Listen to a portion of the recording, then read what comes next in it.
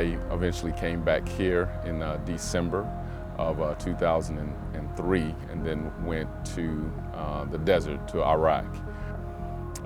In June of 2005, we got married, and I was here, and everything was going well, but I noticed that there was some differences happening within me.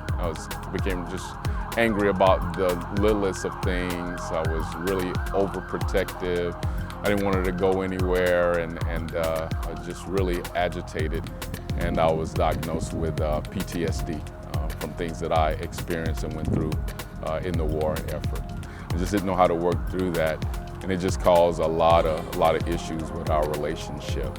Maybe about 18 months into the marriage, I go into our home, and on the coffee table, the divorce papers were there for me to sign, and she was asking me to leave the home, and my world was turned upside down that day. Well, I filed for divorce primarily because I didn't know how to cope with what was going on with him. I didn't know how to deal with him. And his PTSD affected me, that I was afraid to go home. And the PTSD guy says, would you rather be divorced at 40 or at 50? I was really blaming, of course, Jules, my wife, for the way things were going, and the Lord just wouldn't let me off the hook. He says, no, I need to work with you. I need to work on you. I actually met my counselor, who is still my counselor today, and she told me about the HIM conference, and I agreed to go, and we went.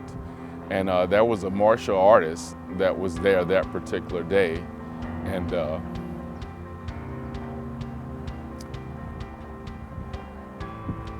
he was talking about his PTSD and how he came through that, and he was helping military service members with that. And that really resonated with me, and then we went to several breakout sessions just on marriage and ministry, and we made a commitment that day that every year we would go to the HIM conference because it so spoke to us. The third year that we went, and we started seeing couples ministering together in the breakout sessions, I told my wife, that's something that I want to do. I believe that we can do it. Well, I'm thankful that he's a lot more fun and not so uptight.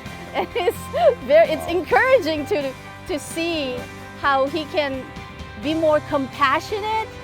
There was things about ministry that we started doing together that inspired us to keep going and living for the Lord, not just for ourselves individually, but together walking in what God called us to do. Since that day, we've been married for 12 years now, and things are really well. And of course, we spat like any other normal couples, but those times, the bad times have passed, and we're moving forward. Yeah.